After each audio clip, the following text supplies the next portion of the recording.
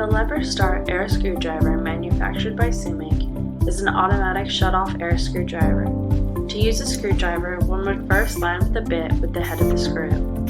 The user would then push in the lever to operate the driver, and then press down level to drill in the screw.